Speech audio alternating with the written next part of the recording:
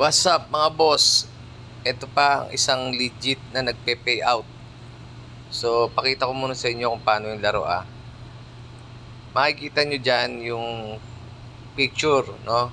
So, may kulang. Sa baba, kikiklik nyo lang yung kulang niya. For example, ito. Yun. Ito yung frog. Yung mata niya isa sa kaliwa. Yan, kanan pala. So, ito pa isa. Yan. So, alin dyan? Ito. Ito yan. So, yun. Nanalo ka ng 12 coins sa laro. So, isa pa tayong laro. Papakita ko naman kung paano kumuha ng ticket.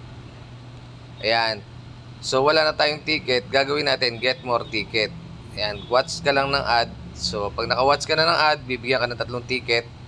Pwede ka na ulit pumindot. So, kiklik mo ulit yung nawawalang picture. Ayan. O, 3 yan. Isa pa. So, ito yan. Dito naman, o. Ito. O, yan. So, meron ka ulit 5 coins. Get more ticket ulit. Watch ka lang ng ads. Bibigyan ka ulit ng ticket para makapag-play ka sa laro. No? So, yung coins niyan, yun ang iniipon natin, yung napapanalunan mo sa laro. Then, yun ang ipapapalit natin mamaya. So, ito naman sa withdrawal, pinakamababang withdraw piso. So, yung 118 natin na coins, pwede tayo magpapalit ng piso, no? Tapos, may 5 pesos din dyan, and so on and so forth. So, dito, lalagay natin yung GCash account number natin.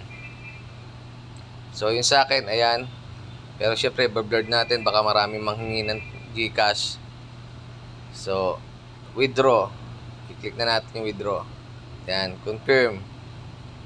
So, sa history, yan, pending pa lang siya, no? Then, fast track tayo para makita natin na legit na nakakapag-withdraw. Ito na. Ayan. Kapag-withdraw tayo ng piso sa GCash, meaning nagbabayad pa ang apps na to. So again mga bossing, yung mga ganitong apps sa umpisa nagbabayad pa lang. Kaya habang umpisa pa lang siya, laruin nyo na laruin at mag-withdraw ka na. So balik tayo sa app. Ayan, nakikita natin, resolve na. Binayaran na tayo ng piso. So let's go and play to earn.